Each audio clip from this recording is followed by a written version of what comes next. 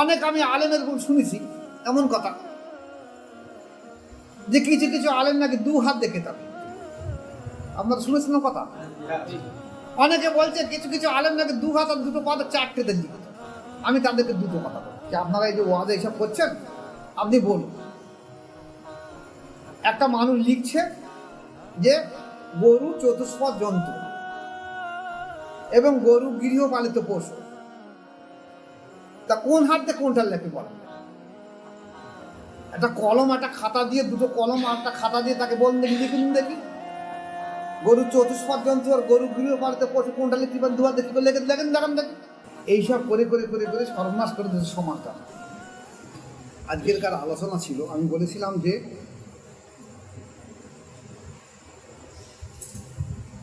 আহলে সুন্নাতুল জামাত কি এবং কারা।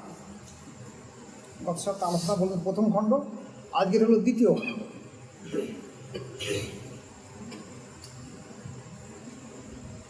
তা আহলে সুন্নাতুল জামাত সম্পর্কে আল্লাহ রাসূল সাল্লাল্লাহু আলাইহি ওয়াসাল্লাম যে বলেছে আমার উম্মতের 73টা দল হবে, 72টা দল জাহান্নামে। এই 73টা দল সবাই কিন্তু কলেমায়ে তৈয়্যিব লা ইলাহা ইল্লাল্লাহ মুহাম্মাদুর রাসূলুল্লাহ, সবাই নামাজ পড়বে, রোজা করবে, হজ করবে, যাকাত দেবে, সবই করবে। তাহলে 72 দল জাহান্নামে। আকীদা কত বলা হয়েছে? একটা মুসলমান সর্বপ্রথম আকীদা ঠিক করে নেবে। যার আকীদা সঠিক হবে, তার যদি আমলের কমই হয়, তার জন্য সুপারিশ হবে জান্নাত হবে। একটা ব্যক্তির আকীদা ভুল, ঠিক আকীদাই নেই, সে বিরাট আমল করে, সে জাহান্নামে হবে। তাহলে সর্বপ্রথম ঠিক করতে পারে আকীদা। এখন আমাদের দেশে সবাই তো বলে আমাদের আকীদা ঠিক আছে। আমি কতদিন বলছিলাম যে দেখো, আমি মোজাদ্দেদের তরিকার একজন মাশায়েখ, পূর্ব কাঁঠালিয়া দরবার শরীফের একজন মাশায়েখ। আমার কোনো নিজস্ব আকীদা নেই। আমি বলেছি আমার আকীদা এটাই থাকবে। আমি একটা ইমাম আবু হানিফা রহমতুল্লাহকে মানি। ইমাম আবু হানিফা রহমতুল্লাহ আকীদা, উনি শরিয়াতের ইমাম, আর তরিকাতের ইমাম হলো মুহাম্মদ আল হোসেন রহমতুল্লাহকে মানি। তাই এই ইমাম আবু হানিফা রহমতুল্লাহ আলাইহি এবং মুহাম্মদ আল হোসেন রহমতুল্লাহ আলাইহি, এই দুজনের আকীদাই হলো আমার আকীদা। আমার কোনো আকীদা নেই। এর মধ্যে যদি কোনো কম বেশি হয়, হ্যাঁ হতে পারে, মানুষ তো বটে, আমি রক্তের মাংস করা মানুষ। আপনাদেরও বলেছি, যদি কোনো ভুল ভ্রান্তি থাকে আকীদা সম্পর্কে আপনি আমাকে সংশোধন করেন, আমি নিশ্চয়ই সংশোধন করে নেব। আকীদা সম্পর্কে আগামী সপ্তাহে শেষ আলোচনা হবে। এ সপ্তাহে আলোচনা হবে শুধুমাত্র আকীদা সম্পর্কে। ইমাম আবু হানিফা রহমাতুল্লাহ কী বলেছেন, আমাদের আলোচনাটা কী বলেছে, এই দূরে আমি যাবো। তবে একটা কথা বলে দেয় যে আকীদা আগে ঠিক করে নেবে, কোন আকীদার মধ্যে আপনি থাকবেন।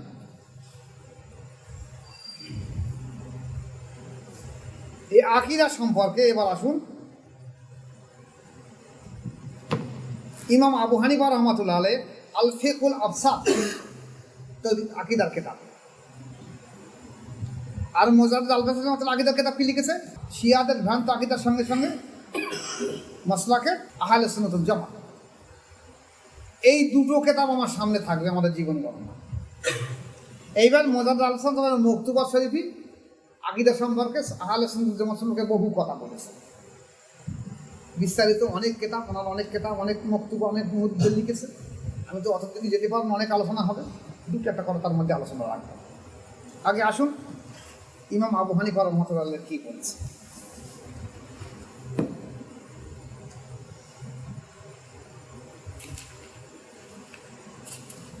বিস্তারিত ব্যাখ্যা ইনশাআল্লাহ আগামী সপ্তাহে আসবে। ইমাম আবু হানিফা রহমাতুল্লাহ আলাইহি বলছে, সাহাবাগণের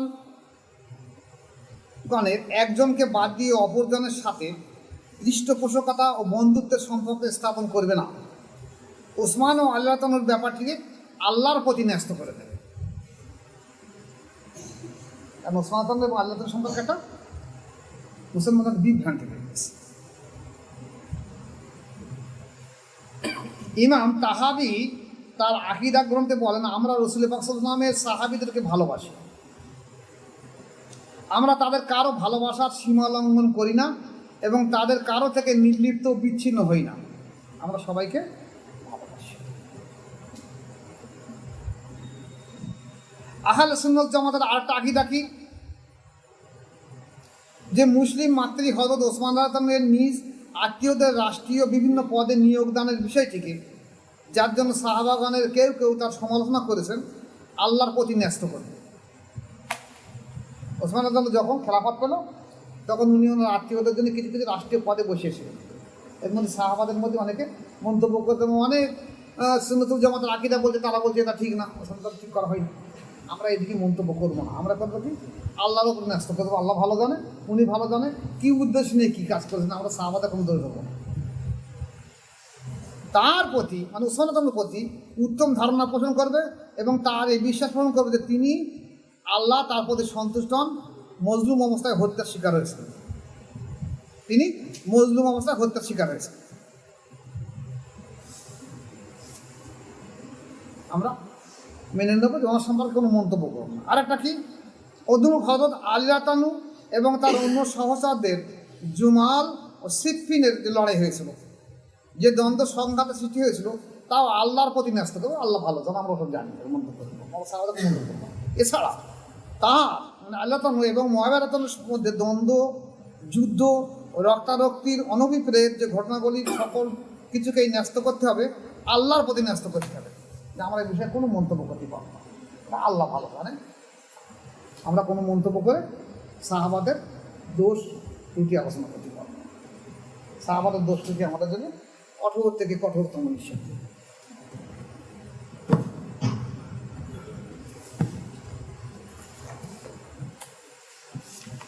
এবার আকীদা দুরস্ত না হলে কি হয়?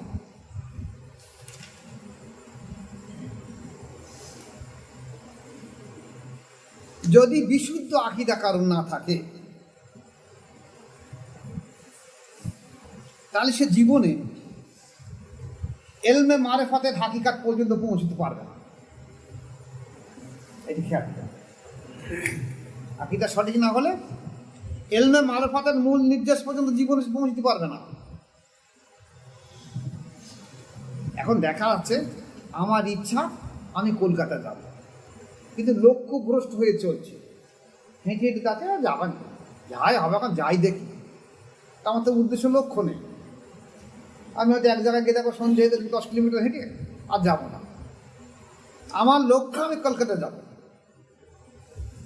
তা আমার লক্ষ্য যদি আমি আকীদা ঠিক করা, আহলে সুন্নাতুল জামাতের মধ্যে দাঁড়াতে পেরেছি, তাহলে আমার দ্বারা আল্লাহ পাকের পর্যন্ত এবং হাকিকাত পর্যন্ত পৌঁছানো যাবে, নতুবা জীবনে পৌঁছতে পারবে না। এই জন্যই তরিকা করা আলাদা জিনিস, যে কে তসবিহ মুরাকাবা আলাদা জিনিস, করতে পারে মানুষ, কিন্তু যদি তার আকীদা ঠিক না থাকে, হাকিকাতের মূল নির্দেশ কম আসে আর পৌঁছতে পারবে না। যার জন্যই বহু মানুষ অকালে ঝরে গেছে, বহু তাসাউফপন্থী অকালে ঝরে গেছে, বহু পীর সাহেব অকালে ঝরে গেছে, ধ্বংস হয়ে গেছে, শুধু আকীদার কারণে। তা আমরা এই আকীদাটা ঠিক করে নেব। তাই আমি বলছি আমার আকীদা ঠিক নয়। কেউ বলছে আমি আহলে সুন্নাতুল জামাত, কেউ বলে আহলে সুন্নাতুল জামাত বাংলা আসাম, কেউ বলছে আমি অল ইন্ডিয়া সুন্নাতুল জামাত। আমরা ওদিকে যাবো না। আমরা চাবো আমরা শরিয়াতের একটা ইমাম আর তরিকাতের একটা ইমাম, দুটো ইমামের আকীদা আমার আকীদা হবে। আমার উপমহাদেশের আমরা শরিয়াতের ইমাম হিসেবে ইমাম আবু হানিফা রাহমাতুল্লাহকে মানি, আর তরিকাতের ইমাম যে তরিকাই করুক, তাই কাদেরিয়া, চিশতিয়া, নকশবন্দিয়া, মোজাদ্দেদিয়া, যে তরিকাই করুক, প্রত্যেকটা ব্যক্তির কিন্তু নিসবত মোজাদ্দেদ আল-পেশানী রহমাতুল্লাহ তাকে পেতে হবে। যদি এখান থেকে নিসবত না হয় তিনি কিছু পাবে না, যত বড় মিয়া হোক আর যত বড় পীর সাহেব হোক না কেন। আর আমরা ভাগ্যবান যে আমরা সেই মোজাদ্দেদ আল-পেশানী রহমাতুল্লাহ সরাসরি যে মোজাদ্দেদ তরিকা, সেই তরিকায় আমরা কাজ করি এবং আমরা চেষ্টা করছি সেই আকীদার উপরে দাঁড়ানোর জন্য। অনেকে মোজাদ্দেদ তরিকার কাজ করে, কিন্তু আকীদা ঠিক নেই। আমি কতদিন কিছু আলোচনা করেছি, এসব তো আলোচনা রাখবো। তবে একটা কথা শুধু খেয়াল রেখে দেবেন, যে আকীদা যদি বিশুদ্ধ না হয়, তাহলে সে জীবনে আল্লাহ পাকের হাকিকাত সম্পর্কে বুঝবে না, কিছু পাবে না। আর হাকিকাত বিশুদ্ধ এবং নেক আমল করার পর আল্লাহ পাকের সাহায্য হলে সে হাকিকাত সম্পর্কে তার কিছু বুঝে আসবে। আল্লাহ পাক আকীদা বিশুদ্ধ হয়ে পড়ে যদি তার নেক আমল করার পর আল্লাহ পাকের সাহায্য হলে, আল্লাহ পাকের ইচ্ছে হলে তার হাকিকাত মধ্যে পৌঁছবে। তুই যদি বলেন হাকিকাত পৌঁছবে, জীবনে পৌঁছবে, আল্লাহ পাকের ইচ্ছে দরকার। আমি আমার এই বয়সে, এই 64-65 বছর বয়সে দেখেছি বহু তরিকাতপন্থী ধূলিসাৎ হয়ে গেছে আমার চোখের সামনে। একদিন বলেছি আমার মুর্শিদ আব্দুল হাকিম রহমতুল্লাহ আলাই, আমিরুদ্দিন হাসনাবাদী রহমতুল্লাহ আলাই, 3 থেকে দেখেছি আমার চোখের সামনে। আরও আমার চাচাজি যেমন মোহাম্মদ আলী সাহেবের অনেক মুরিদকে দেখেছি, অকালে ঝরে গেছে। কেন? তারা হাকিকাত সম্পর্কে কিছু বুঝিনি, আকীদা সম্পর্কে কিছু বুঝিনি। আর তেমনই অনেক মুরিদ যেমন বসে গেছে, ধ্বংস হয়ে গেছে, অনেক পীর সাহেবও ধ্বংস হয়ে গেছে আমার চোখের সামনে দেখেছে। আমি তাদের নাম করে সমাজের সঙ্গে তাদেরও লজ্জা দেবো না, তবে তাদেরকে আমি অনুরোধ করছি যারা এখনও তরিকা করেন আকীদা ঠিক করেন, আল্লাহ আপনাদের উপর নিশ্চয়ই রহম করবেন। আজ আসুন মোজারেদ আলপেসানি রহমতুল্লাহ আকীদা সম্পর্কে, আহলে সুন্নাত জামাত সম্পর্কে কী বলেছে এই সম্পর্কে কিছু আলোচনা রাখবো। হয়তো একটু বড় হতে পারে একটু আলোচনা সাপেক্ষে।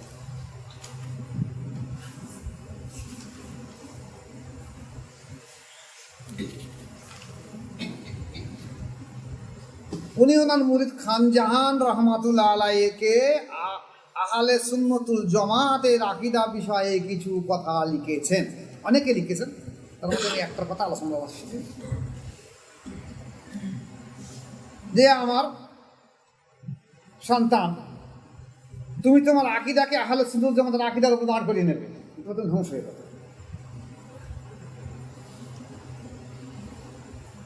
আর যারা ধ্বংস হয়ে গেছে, রেসালাতে মুছে গেছে, কামালাতে মুছে গেছে,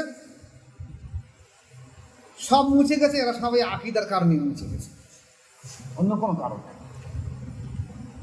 তাদেরও দোষ নেই, তারা আকীদা ঠিক নেই বলে মুছে গেছে। যেমন আকীদা সম্পর্কে উনি বলেছেন খান জাহান রহমতুল্লাহর কাছে প্রথম আকীদা বলে জানবে যে আল্লাহ তাআলা স্বীয় অনাদি জাত কর্তৃক স্বয়ং অস্তিত্ববান এবং অন্য সকল বস্তু তাঁর সৃষ্টি কর্তৃক মওজুদ বা অস্তিত্বধারী ও নাস্তি হইতে অস্তিত্ব প্রাপ্ত। যদি আমার এই আলোচনা, যেহেতু মকতুবাত শরীফের ভাষা হয়তো আপনাদের অনেকে বুঝে আসবে না, তো সব লোকের খেয়াল করে থাকবে, তারপর বারবার এই ইউটিউবটা দেখবে, কিছু বুঝি আমিও দোয়ার একটা আল্লাহ তোমাদের কিছু বুঝতে দেখ। অতএব আল্লাহ তাআলা অনাদি এবং অন্য সকল বস্তু আদি ও যুক্ত ও নবজাত। সুতরাং যে বস্তু অনাদি তাহাই চিরস্থায়ী ও অনন্ত, এবং যাহা নতুন ও আদিযুক্ত তাহাই অস্থায়ী ও ধ্বংসশীল, অর্থাৎ তার সকল সময় ধ্বংসের সম্মুখীন। দ্বিতীয় আকীদা, আল্লাহ পাক এক, তাহার সমকক্ষ কিছু নাই, অবশ্যম্ভাবী অস্তিত্বধারী হিসাবে হইউক অথবা ইবাদতের উপযোগ হিসাবে হইউক তিনি সমকক্ষবিহীন। তিনি ব্যতীত অন্য কেহই অবশ্যম্ভাবী অস্তিত্বের উপযোগী নহে এবং ইবাদতের যোগ্যতা অন্য কেহই রাখে না। 3 নম্বর আকীদা, তাহার যাবতীয়, অর্থাৎ আল্লাহ পাকের যাবতীয় পূর্ণতা গুণ আছে, তন্মধ্যে হায়াত বা জীবনী শক্তি, এলেম বা জ্ঞান, কুদরত বা ক্ষমতা, ইরাদাত বা ইচ্ছাশক্তি, সামা বা শ্রবণ শক্তি, বসর বা দর্শন শক্তি, কালাম বা বাকশক্তি, তাকবিন বা সৃষ্টিশক্তি। এই সেফাত সমূহ অদীম ও আজালি বা প্রাচীন ও অনাদি গুণ সম্পন্ন ও ইহারা আল্লাহ তাআলার পবিত্র জাতের সহিত দণ্ডায়মান। ইলা লাখের অনেক বড় হয়ে যাবে। 4 নম্বর আকীদা, যাবতীয় অসাধ ও ত্রুটি সম্পন্ন গুণসমূহ আল্লাহ তাআলার পবিত্র জাত হইতে বিচ্ছিন্ন এবং তিনি আশ্রয় নিরপেক্ষ ও আশ্রয় সাপেক্ষ ও শরীরযুক্ত গুণ ও তদানুযায়ী যাবতীয় বিষয় হইতে পবিত্র, তথা স্থান কাল ও দিকের কোনোই অবকাশ নাই, যেহেতু ইহাই সবই তাহার সৃষ্ট বস্তু। বড় আছে। 5ম আকীদা, আল্লাহ পাক দেহধারী ও শরীরী নয় এবং আশ্রয় নিরপেক্ষ ও আশ্রয় সাপেক্ষ বস্তু নয়, সীমাবদ্ধ, অনন্ত ও দীর্ঘপ্রস্থ, উচ্চতা বা খর্ব নহে, প্রশস্ত বা সংকীর্ণও নয়। তিনি বিস্তৃত ব্যাপ্ত বটে, কিন্তু উক্ত বিস্তৃতি ও ব্যাপকতা আমাদের জ্ঞানের বহির্ভূত। তিনি যাবতীয় বস্তুকে বেষ্টন করিয়া আসেন, কিন্তু তা আমাদের অনুভূতির ঊর্ধ্বে। তিনি সকল বস্তুর নিকটে আসেন বটে, কিন্তু উক্ত নৈকট্য আমাদের জ্ঞানগম্য নহে। আমাদের সঙ্গে আসেন, কিন্তু উহার প্রচলিত জ্ঞান সর্বজনবিদিত সঙ্গতা নহে। আমরা ঈমান আনি ও বিশ্বাস করি যে তিনি প্রসারিত, বিস্তৃত, বেষ্টনকারী, নিকটবর্তী ও আমাদের সহিত আছেন, কিন্তু উল্লিখিত গুণসমূহ কী প্রকারে তা আমরা জানি না। আমরা যাহা জানিতেছি তদ্রূপ অর্থ করলে আল্লাহ তাআলা তাহার শরীরী বলিয়া প্রমাণ করে, তাহাদের মধ্যে পদক্ষেপ করা হয়। ষষ্ঠ আকীদা, আল্লাহ তাআলা কোনো বস্তুর সহিত একত্রিত নহেন এবং কোনো বস্তু তাহার সহিত এক হয়ে যায় না। কোনো বস্তু তাহার মধ্যে প্রবেশ করে না এবং তিনিও কোনো বস্তুর মধ্যে প্রবিষ্ট হন না। খণ্ড ও অংশ হউন, তাহার জন্য অসম্ভব সংমিশ্রণ ও দ্রবীভূত হউন, তদিও পাক, জাত ও দুষ্কর নিষিদ্ধ।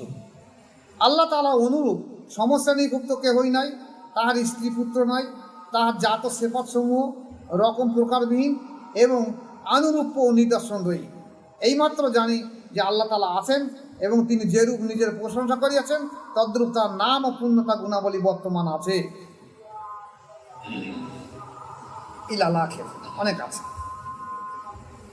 7 নম্বর আকীদা, পবিত্র কোরআন আল্লাহ তাআলার বাক্য কালাম।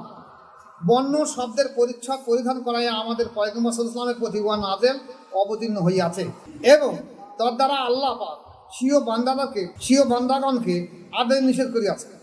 যেরূপ আমরা আমাদের মনোভাব, রসনা, তালুর সাহায্যে বর্ণ শব্দের পোশাক পরিধান করাইয়া প্রকাশ করে থাকি এবং প্রাণের গুপ্ত উদ্দেশ্যসমূহ ও প্রকাশ্য ময়দানে ব্যক্ত করি, তদ্রূপ আল্লাহ পাক তদীয় বাক্য, রসনা, তালু ব্যতীতকেই স্বীয় পূর্ণ ক্ষমতা বলে বর্ণ ও শব্দের পরিচ্ছদ পরিধান করাইয়া স্বীয় বন্দাদিগণ নিকট প্রেরণ করিয়াছেন ও গুপ্ত আদেশ নিষেধাদি উক্ত বর্ণ ও শব্দের মাধ্যমে প্রকাশ করিয়াছেন।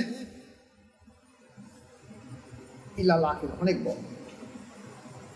8ম আকীদা, বেহেশত সর্বদা মুমিনগণ আল্লাহ তাআলার দিকশূন্য মুখোমুখি এবং রকম প্রকার ও বেষ্টন রহিত হিসেবে দর্শন করা সত্য। আমরা ঈমান আনি ও বিশ্বাস করি যে পরকালে দর্শন লাভ হইবে, কিন্তু কিভাবে ও কি প্রকারে তাহা অনুসন্ধানে লিপ্ত হইব না, যেহেতু আল্লাহ তাআলা দর্শন প্রকারবিহীন। এই প্রকার সম্ভূত জগৎবাসীদিগের প্রতি উহার প্রকৃত তথ্য প্রকাশ হইবার নয় হে। ইলা লাখের অনেক বড়। 9ম আকীদা, আল্লাহ তাআলা যেরূপ স্বীয় বান্দাদেরকে সৃষ্টি করেছেন তদ্রূপ তাহাদের ভালো মন্দ যাবতীয় কার্যকলাপকে তিনি সৃষ্টি করেছেন। ইয়া আল্লাহ তাআলার তকদির বা নির্ধারণ। অবশ্য তিনি সৎ কাজে সন্তুষ্ট ও অসৎ কাজে অসন্তুষ্ট, কিন্তু উভয় কার্য তার ইচ্ছা কর্তৃক সংগঠিত হইয়া থাকে। ইয়া অবশ্য জানা আবশ্যক যে আল্লাহ তাআলার প্রতি শুধু অসৎ কর্মের সম্বন্ধ চরম অসম্মানী। এতে উপরোক্ত সম্বন্ধ প্রদান করা উচিত নয় এবং তিনি মন্দের স্রষ্টা বলা সমুচিত নয়, বরং বলিতে হইবে যে তিনি ভালো মন্দের সৃষ্টিকর্তা। এটা লাখের অনেক বড় অবস্থা। 10ম আকীদা, পয়গম্বর আলাইহিস সালামগণ সকলে আল্লাহ তাআলার নিকট হইতে খলিলুল্লাহ বা সৃষ্ট জীবজগতের প্রতি প্রেরিত, যাহাতে তাহারা খলকুল্লাহকে পয়গম্বর আলাইহিস সালামগণ সকলেই আল্লাহ তাআলার নিকট হইতে খলকুল্লাহ বা সৃষ্ট জীবজগতের প্রতি প্রেরিত, যাহাতে তারা খলকুল্লাহকে আল্লাহ তাআলার দিকে আহ্বান করেন এবং গুমরাহি হইতে তাহাদিগকে উদ্ধার করেন। যাহারা ইহাদের আহ্বান করিল তাহাদিগকে ইহারা বেহেশতে সুসংবাদ প্রদান করেন এবং যাহারা অস্বীকার করিল তাহাদেরকে দোজখের প্রতি ভীতি প্রদর্শন করেন।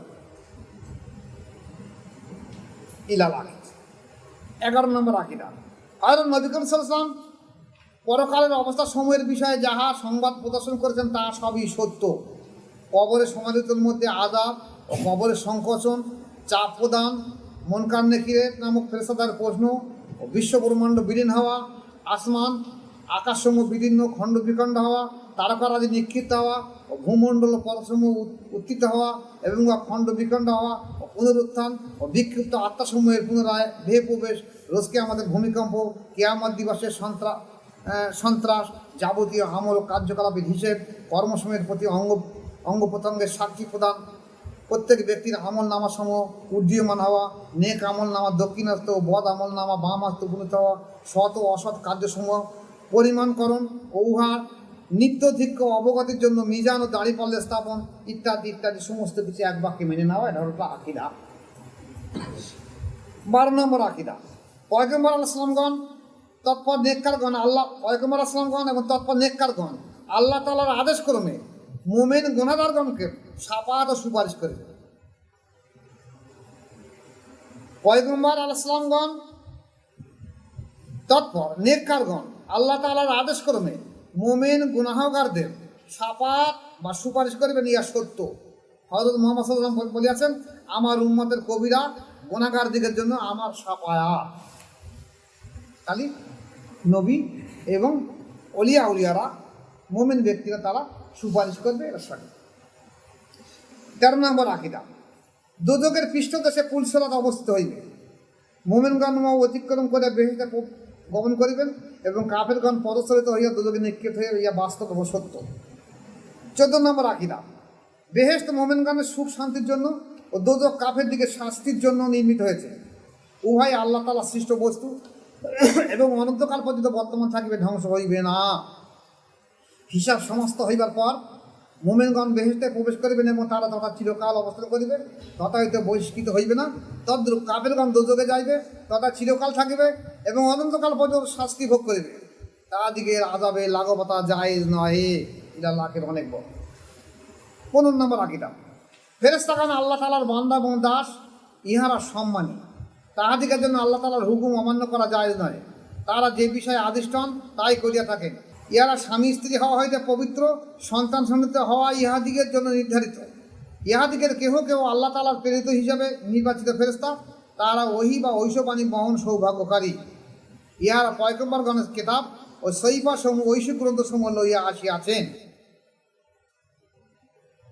যেহেতু ইহারা ভুল ভ্রান্তি ও ব্যতিক্রম করা হইতে এবং শয়তানের প্রবঞ্চনা ও মকর হইতে সুরক্ষিত। ইহারা আল্লাহ তাআলার কাছ থেকে যা আনে সবাই সঠিক, এ কোনো ভুল নেই। 16 নম্বর আকিদা, দ্বীন ইসলামের বিষয়সমূহ যা প্রচুর মধ্যস্থতার সহিত আমাদের নিকট বিস্তৃত সংক্ষিপ্তভাবে উপনীত হইয়াছে, কল বা অন্তর্করণ কর্তৃক উহাকে সত্য জ্ঞান করা এবং রচনা কর্তৃক উহার স্বীকারোক্তিকে ঈমান বলা হয়।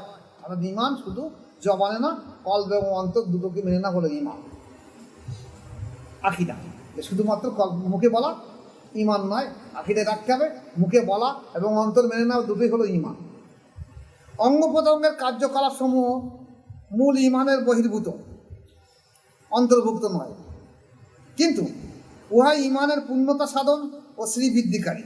হযরত ইমাম আযম রাদিয়াল্লাহু আনহু বলিয়াছেন, ঈমানের মধ্যে ন্যূনাধিক্য হয় না, যেহেতু অন্তঃকরণের বিশ্বাসের অর্থ একই ও কলবের আকৃষ্টতা, ইহাতে ন্যূনাধিক্যের স্থান নাই এবং যা হ্রাস বৃদ্ধি হয় তা ধারণা ও চিন্তার গণ্ডীভূত।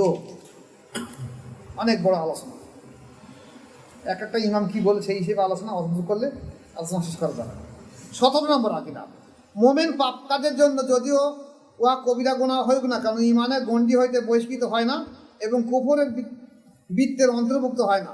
বর্ণিত আছে যে এক দিবস হযরত ইমাম আযম কতিপয় উচ্চ দরে আলেম সহ উপবিষ্ট ছিলেন। এক ব্যক্তি আসিয়া তাহাকে জিজ্ঞাসা করল যে, আপনার ওই ফাসেক মুমিনের বিষয়ে কি বলেন, যে স্বীয় পিতাকে অন্যায়ভাবে বধ করে এবং তার মস্তক ছেদন করে ও মস্তকের খোলকের মধ্যে শরাব ও মদিরা স্থাপনপূর্বক তা পান করে, তারপর সে স্বীয় মাতার সহিত জেনা অবৈধ কাজ করে। এই ব্যক্তি কি মুমিন অথবা কাফের? আলেমগণে তাহার বিষয়ে ভুল বুঝে অনেক অতিরিক্ততা করলেন। তখন হযরত ইমাম আযম হতে বলেন যে, উক্ত ব্যক্তি মুমিন, সে এই কবিরা গুনাহের কারণে ঈমানের বৃত্তের বহির্ভূত হইয়া যায় নাই। ঠিক আছে, একটা তার বাপের হত্যা করেছে, তার বাপের মাথায় মদ ঢেলে সেই মদ পান করেছে, মার সঙ্গে জেনা পান করে, তা কি মুমিন থাকবে না? থাকবে না, থাকবে। উপরই কাজ করেছে, গুনাহ করেছে, তওবা করবে, মুমিন না। আকিদা, গুনাহগার মুমিন যদি অন্তিম মুহূর্তের পূর্ব মুহূর্তে তওবা করার সুযোগ প্রাপ্ত হয়, তা হলে উদ্ধার পাইবার উচ্চ আশা আছে। এটা গুনাহগার ব্যক্তি যদি মৃত্যুর তওবা করে মুক্তি পাওয়ার আশা আছে। কেননা তওবা কবুল করার প্রতিজ্ঞা আছে, কিন্তু যদি তওবা করার সৌভাগ্য না হয়, তা হইলে তাহার বিষয়ে আল্লাহ তাআলার প্রতি ন্যস্ত থাকে। তিনি ইচ্ছা করলে ক্ষমা করে বেহেশত প্রদান করতে পারেন, অথবা গুনার পরিমাণ অগ্নির দ্বারা বা অন্য শাস্তি প্রদানের পর তাকে উদ্ধার করে। এটা আল্লাহ পাকের ইচ্ছা। অনেক বড় অনেক বড় অনেক আলোচনা, এই 19, 20, 21, 22টা এই বড় আকিদা।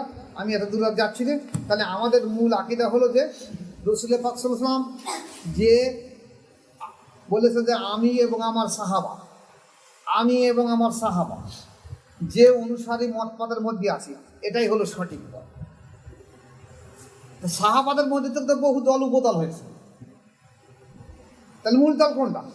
আমি এবং আমার সাহাবারা যে পথ অনুসরণ করেছি, সেই আমি এবং আমার সাহাবাদের মধ্যে দেখা যাচ্ছে আহলে বায়াতের মধ্যে অংশগ্রহণ করেছে। এই জন্যই যারা আহলে বায়াতের মধ্যে নেই, ওরা সুন্নি জামাতের ঘ্রাণ কিছু পাবে না। সুন্নি জামাত তো অনেক পরের কথা। অনেকে বলছে আমরা আহলে সুন্নি জামাত, কিন্তু সে বায়াত নেই, সে সুন্নি জামাতের ঘ্রাণ নিঃশ্বাস মানে সুবাস পাবে না। আহলে সুন্নি জামাত হতে আগে থেকে আহলে বায়াত হতে হবে, বায়াত গ্রহণ করতে হবে। কারণ রাসূল পাক সাল্লাল্লাহু আলাইহি ওয়াসাল্লামের কাছে প্রত্যেকটা মানুষ বায়াত গ্রহণ করছে, এবং সাহাবারা সবাই বায়াত হয়েছে এবং বায়াত করিয়েছে। তাহলে এখানে আমরা আহলে সুন্নাত ওয়াল জামাত বলছি, অথচ অনেক দল আছে তারা বলছে না বায়াতের কোনো প্রয়োজন নেই।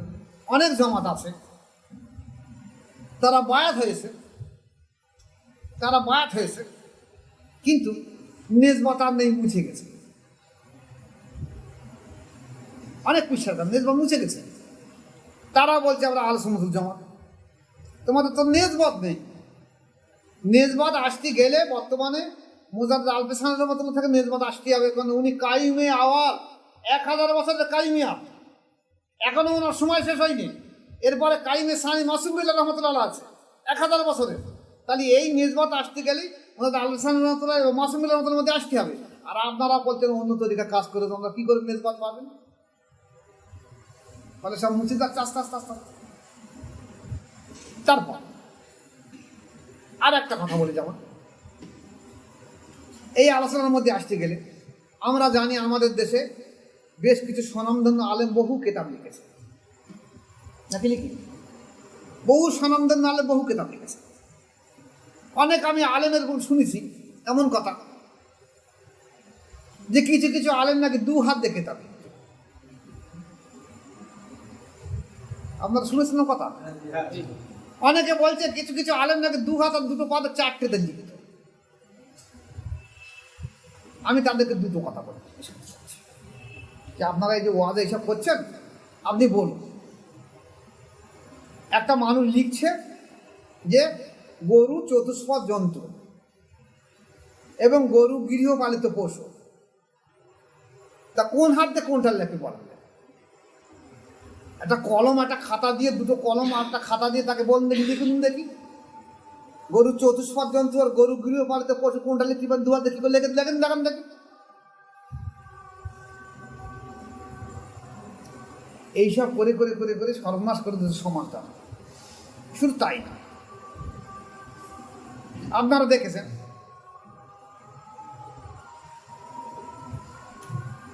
বসিরহাটে রুহুল আমিন রহমাতুল্লাহ আলাইহি উনি একটা কেতাব লিখেছে, ওনার সব থেকে জীবনের স্মরণীয় কেতাব, সেটা হলো কি? তরিকত দর্পণ। শ্রেষ্ঠ কেতাব ওনার জীবনে। এই তরিকত দর্পণের একটা চ্যাপ্টার উনি লিখেছে প্রথমের দিকে, যে ইমাম গাজ্জালি রহমাতুল্লাহ আলাইহি, ওনারা 2 ভাই ছিলেন। এক ভাই বায়াত হয়েছিলেন আর এক ভাই আলেম হয়েছেন। ইমাম এই গাজ্জালি রহমাতুল্লাহ নিয়ে আলেম ছিলেন। তিনি পরবর্তীকালে আফসোস করেছেন, লিখেছেন যে আমি যখন মাসায়ের কাছে বায়াত হয়েছে এবং জিকির আমার মাসায়েক সাহেব জেকের দিয়েছে, আমি জেকের করছি, জেকেরের লজ্জত স্বাদ বুঝতে পারছি, অন্তর জেকের করছে, কল বুল সের কপি আপা জেকেরের স্বাদ বুঝতে পারছি। জেকের এত বেশি স্বাদ পাচ্ছি যে আমার মনে হচ্ছে আমি এর পূর্বে যে আজিজ আর বসির যে 2টো কেতাব লিখেছি, যদি জেকের স্বাদ আমি আগেই বুঝতাম তো এই কেতাব আমি লিখতাম না একদম। দেখেছেন কেতাব? রুহুল সাহেবের কেতাব দেখেছেন? আপনি দেখেছেন? তাহলে উনি কথা লিখেছেন। এবার আপনি বলুন, তাহলে আমাদের দেশে এমন কিছু কিছু যারা মাশায়েখ বলে দাবিকার, আল্লাহওয়ালা বলে দাবিদার,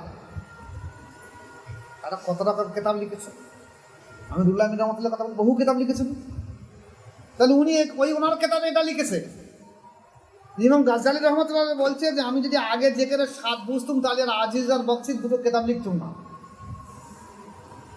লিখেছি। তাহলে আমি যদি পূর্ণ করি, আপনি এত সময় নষ্ট করলেন কেন কেতাব লিখে? কি জবাব দেব? আপনি তো জেকেরের স্বাদ পেতে পারতেন, লজ্জত পেতে পারতেন। আমার বলা কি ভুল হবে? চিন্তা ভাবনা কি ভুল হবে? আরও অনেক আলেম ওলামারা আছে যারা বহু কেতাব লিখেছে, এখন কেতাবের প্রয়োজন আছে। কিন্তু মোজাররদ আল-পেশানী রহমতুল্লাহ যে কেতাব লিখেছে, এই যে মকতুবাত শরীফ, উনি কেতাব নামে মুরিদদের চিঠি লিখেছে, রওজাতুল কাইমিয়া লিখেছে। তো এগুলো এই কেতাবগুলো লিখেছে কি খাস আল্লাহ প্রদত্ত শক্তির মাধ্যম দিয়ে কেতাব লিখেছে। এই কেতাব লিখি যে অনেকগুলো কেতাব এক জায়গায় করে তারই হাওলাদের লিখেছে। এই লেখাটা কোনো দাম, যে কেউ লিখতে পারে, যে কেউ লিখতে পারে। তুমি তরিকার কি কেতাব লিখেছো বলো? তো এই সময় তাহলে নিশ্চয়ই জেকের তোমাকে স্বাদের কি কম ছিল? এই সময় নষ্ট করে লেখা।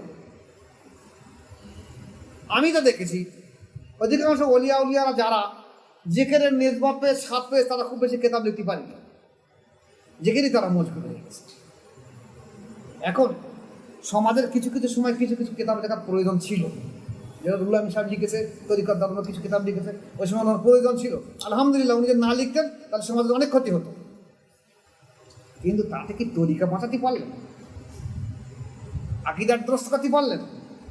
এলাকার মানুষের আকিদাকে ঠিক জায়গায় দাঁড়াতে পারলেন? ঘেটে তো ঘ হয়ে গেছে, আকিদা ঘেটে ঘ হয়ে গেছে। কোন আকিদায় দাঁড়ানো হবে? আহলে সুন্নাত জঙ্গলটা কি খায় না মাথায় দেয়? আহলে সুন্নাত আকিদা, যে আকিদা রাসূল পাক সাল্লাল্লাহু আলাইহি ওয়াসাল্লাম সাহাবারা সেই তার দাঁড়ানো হলো আকিদা। একটা মানুষ আল্লাহ সম্পর্কে কিছু জানে না, রসুল সম্পর্কে কিছু জানে না, সাহাবাদের আকিদা সম্পর্কে কিছু জানে না। তারপর যুগের সঙ্গে সঙ্গে কিছু কিছু প্রয়োজন আছে যেগুলো যুগের সঙ্গে সঙ্গে সংস্কার হয়, সংশোধন হয়, পরিবর্তন হয়। যেমন মোজাররদ আল-পেশানী রহমতুল্লাহ জমানায় ছিল কি শিয়াদের একটা ব্যাপক ছিল, উনি শিয়াদের সম্পর্কে বাদ দিয়ে কেতাব লিখেছে, শিয়াদের আকিদার সম্পর্কে। তারপর যখন ওহাবি পিরিয়ড আসলো, আমাদের দেশে অনেক আলেম ওলামা ওহাবিদের বিরুদ্ধে অনেক কেতাব লিখেছে। আলহামদুলিল্লাহ, আল্লাহ সকল করতে তাদের জন্য, কারণ না লিখলে অনেক ক্ষতি হতো। কিন্তু তরিকাটা বাঁচিয়ে, আকিদাটা বাঁচিয়ে তো করতে হবে। আকিদাটা কি আমাদের? আজকের আমরা এই আকিদা করতে করতে করতে করতে এমন করি যে আমরা রসুল পাক সাল্লাল্লাহু আলাইহি ওয়াসাল্লামকে একদম সাধারণ পর্যায়ে হাজির করে দিচ্ছি। কেন?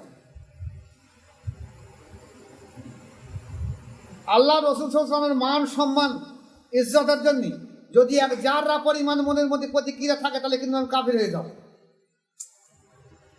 কোনো রকম ইজ্জতের কমি যেন না হয়।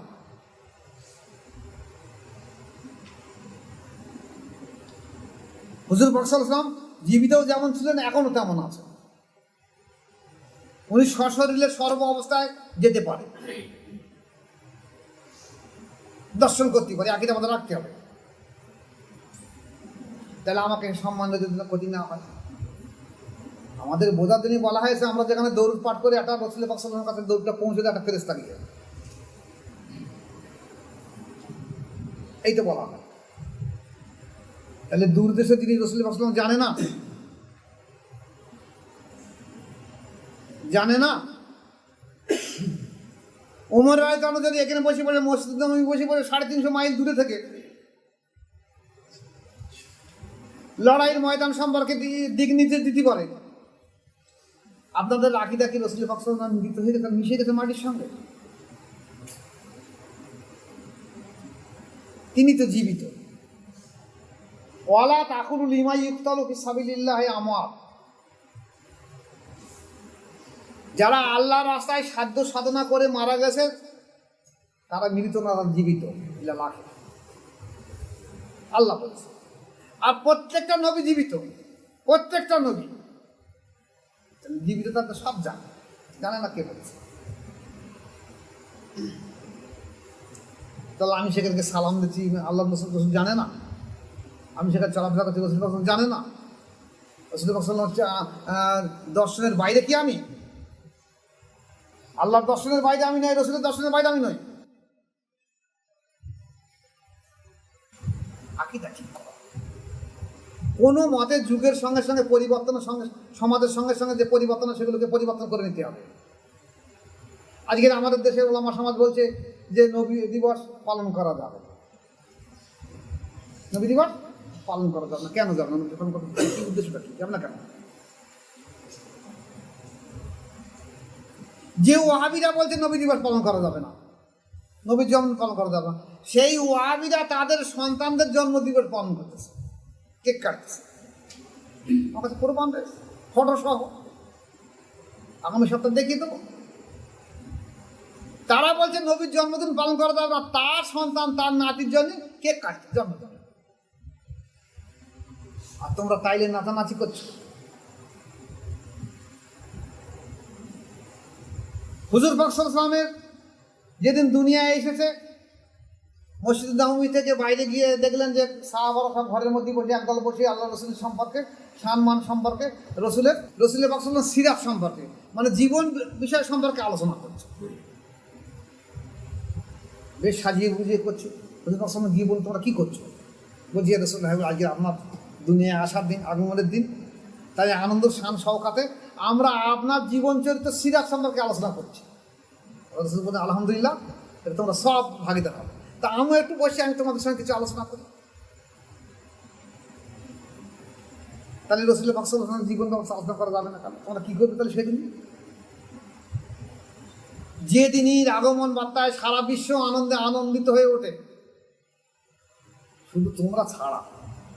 তোমাদের রসুলের উপরে এত হিংসা কেন? নবীদের উপরে কেউ কেউ আহলে সুন্নাত ওয়াল জামাত বলছে আমরা এই দিন তো কোরআন তেলাওয়াত করব। ঠিক আছে, কোরআন তেলাওয়াত করার অসুবিধা তো কিছুই নেই, কিন্তু কোরআন তেলাওয়াত করে রসুলের পাক সাল্লাল্লাহু আলাইহি ওয়াসাল্লামের জীবন চরিত্র কিছু আলোচনা করো। জীবনে কি করেছে, কি জন্য এসে, কি করেছে না করে সেটা আলোচনা করো, তাতে সমাজের লাভ হবে, কিছু মানুষের লাভ হবে। আবার কিছু আহলে সুন্নাত ওয়াল জামাত বলছে যে নবী দিবস পালন করা জায়েজ নয়, কিন্তু আমাদের দাওয়াত দিলে আমরা যাবো। কিন্তু নবী দিবস পালন করা জায়েজ নয়, তবে যদি আমাদের দাওয়াত দিচ্ছে আমরা কিন্তু যাবো, কারণ আমাদের তো আয় রয়েছে। আমরা করবো না, তোমরা করলে আমাদের দাওয়াত দিলে যাবো। এমনকি এই নবী দিবসকে বিকৃত করার কিরকম ধারণা করেছে। আরে আমার বেশ শুক্রবারে, আমি শনিবারে আনন্দ করলে হবে? বে তো আমার শুক্রবারে, আমি শনিবারে কি আনন্দ করবো? তাই এরা বলতে যাচ্ছে কি যে ও নবী দিবস ও এক মাস ধরে করলি হবে। কেন বলেছে বলেন দেখি? এই এক মাস ধরে যেখান যেখানে মিলাদ হবে ওরা বলে যাচ্ছে কি যে তোরা আমার দাওয়াত দিস, এক মাস ধরে আমি মিলাদ করে যাবো, বলবো কনফার করলি হবে। তাহলে আমার 30 দিনে 30টা জায়গায় 60টা মিলাদ হবে, আমার আয় হবে। তা নবী পাক সাল্লাল্লাহু আলাইহি ওয়াসাল্লাম যেদিনই দুনিয়া এসেছে সেই দিন না কাছে পরদিন করলে হবে তো? এই আকীদা তোমাদের কোথা থেকে এসছে? কোনো কারণবশত হলো না, তার পরের দিনটা করে নাও, কোনো কারণবশত।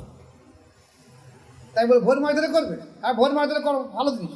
রসুল পাক সাল্লাল্লাহু আলাইহি ওয়াসাল্লামের সিরাত সম্পর্কে আলোচনা করা ভালো জিনিস, কিন্তু তোমরা বলছো করা যাবে না, আবার বলছো আমাদের দাওয়াত দিলে যাবে।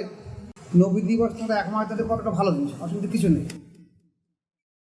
দেশাল নবী পাক সাল্লাল্লাহু আলাইহি ওয়াসাল্লামের জীবন চরিত্র যেমন আলোচনা করা যেতে পারে, কিন্তু মূল জিনিসটা নির্দিষ্ট দিনই করতে হবে। যে পারবে, কেউ একটু মিলাদ মাহফিল করতে পারে, কেউ কোরআন খতম করতে পারে, কেউ একটু খিচুড়ি বিলি করে বাচ্চাদের দিতে পারে, আর নবী দিবস দিন কেউ একটা বস্ত্র বিতরণ করতে পারে। যে যেভাবে পারবে একটা ভালো কাজ, সৎ কাজ করবে। সর্বশেষ হলো সে মতো ভালো নিজেদের সংসার দিন ভালো করে জোগাড় করে খানা মেজবানিটা করবে এবং একটু কবর জিয়ারত করবে। সেই সময় রসুল পাক সাল্লাল্লাহু আলাইহি ওয়াসাল্লাম খাস করে যে আল্লাহ রসুল পাক সাল্লাল্লাহু আলাইহি ওয়াসাল্লাম ওসিলা করে যে আজ এই দিনে আমরা দোয়া করছি, আমার মা বাবা আত্মীয় স্বজনের জন্য খাস করে দোয়া করবো। আমরা যেমন করি, আমরা আমাদের পদ্ধতির মধ্যে দাঁড়িয়ে থাকবো। আমরা এদিনই আমাদের এলাকার জন্য কিছু বস্ত্র বিতরণ করি। এটা আমি, আমার পরে আমার সন্তান যারা থাকবে নির্দিষ্ট তাদেরকে নির্দিষ্টভাবে হয়ে থাকবে।